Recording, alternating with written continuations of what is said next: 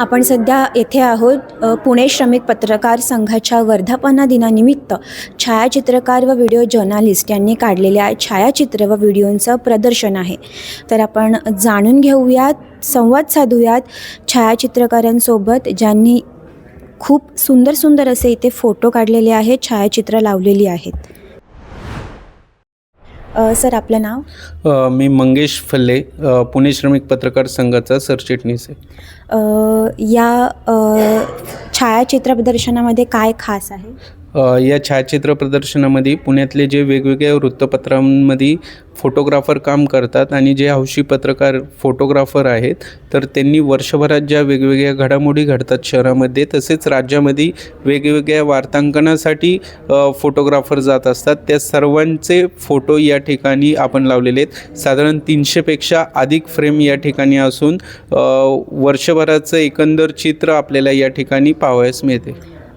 या प्रदर्शनामध्ये एकूण किती पत्रकारांनी सहभाग घेतला आहे? या प्रदर्शनामध्ये साधारण 40पेक्षा जास्त फोटोग्राफर्सनी सहभाग नोंदवलेला आहे.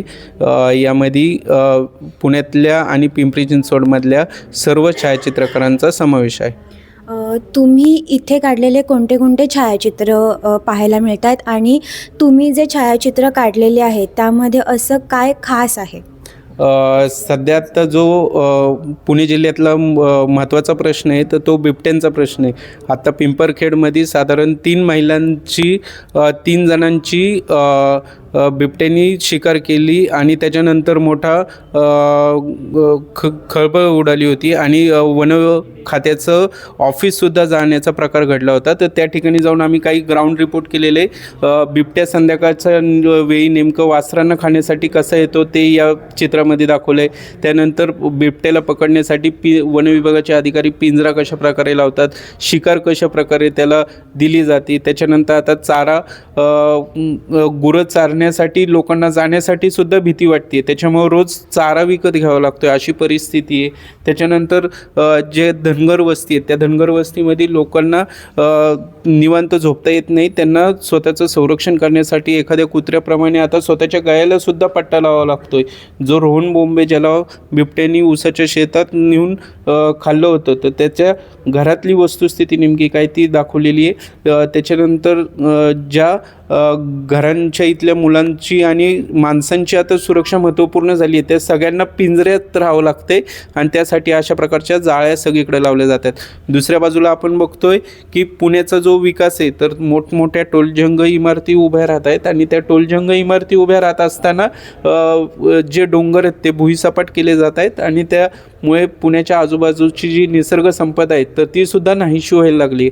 ह्या अशा प्रकारच्या वेगवेगळ्या फोटोंमधनं आपल्याला या ठिकाणी चांगल्या प्रकारचे अनुभवास मिळतील. त्यामुळे या सर्वांनी या फोटो प्रदर्शनाचा पाहण्याचा लाभ घ्यावा अशी मी आवाहन करतो. असे फोटो काढताना तुम्हाला कोणत्या अडचणींना सामोरं जावं लागतं? वेगवेगळ्या अडचणी असतात. तो एखादा फोटो असतो तो काही क्षणांचा असतो आणि त्या क्षणांना टिपणं हे फोटोग्राफरचं कौशल्य असतं आणि यासाठी आमचे वृत्तपत्रातले जे काही फोटोग्राफर्स आहेत ते दिवस रात्र ऊन थंडी पावसामध्ये सर्वत्र फिरतात आणि आपले जे काही वाचक आहेत त्यांना चांगल्या प्रकारचे फोटो देण्यासाठी धडपडत असतात. त्यामुळे त्यांचे कष्ट अपार असतात आणि ते आपल्यासमोर या फोटोच्या माध्यमातून दाखवून देत असतात. एखादा फोटो 1000 शब्दांचं काम करतो असं सांगितलं जातं, तर ते नेमकं काय असतं, त्याच्या मागचं कौशल्य काय असतं हे तुम्हाला या ठिकाणी आल्यावरच प्रत्यक्ष पाहायला मिळेल. हे प्रदर्शन आणखी किती दिवस असणार आहे आणि ह्याला काही मूल्य आहेत का? हे प्रदर्शन 3 दिवसाचं होतं. आज दुसरा दिवस आहे. उद्यापर्यंत हे प्रदर्शन खुलं राहणार आहे. सकाळी 10 ते संध्याकाळी 8 वाजेपर्यंत बालगंधर्व कलादालनमध्ये हे प्रदर्शन आहे. तर आपण या ठिकाणी प्रदर्शन पाहायला यावं असं मी आवाहन करतो. सर, आज प्रदर्शनाला तुम्ही भेट दिली पुणे श्रमिक पत्रकार संघाच्या छायाचित्रकारांची. काय वाटतं तुम्हाला? वेगवेगळ्या समस्यांवरती अतिशय चपलपणे फोटो काढलेले आहेत. आज पुणे श्रमिक पत्रकार संघाच्या या छायाचित्र प्रदर्शनाला भेट दिली. अख्खं पुणे याच्यात सामावलेलं दिसलं. अडचणीचा डोंगरही दिसला, आनंदाचा क्षणही दिसला आणि खरंच तर त्या फोटोग्राफरची खरंच कमाल करावं लागेल की असे एक एक फोटो काढलेले आहेत की पाहिल्यानंतर आपल्याला आठवतं की हे काय. म्हणून अडचणीचा सामना कुठं केला आहे, अपघात कुठं झाला आहे, आनंद कुठं आहे, या सर्व बाबी यामध्ये आपल्याला पाहायला मिळतात. जीवनाच्या या दगदगीमध्ये फोटोग्राफरचं एक वेगळं महत्त्व आहे, परंतु त्याच्यातही त्याने त्याची कला जोपासली आणि त्यांचं प्रदर्शन इथं आज मांडलं आहे. मला तो आनंद झाला. योगायोग आज पुण्याला होतो म्हणून तो पाहण्याचा योगही आला. त्यांचं सर्वांचं मनापासून अभिनंदन. पुढच्या वेळेला निश्चितच त्यांच्याबरोबर संवाद साधण्यासाठी लवकरच मी पुण्याला येतो आहे. धन्यवाद.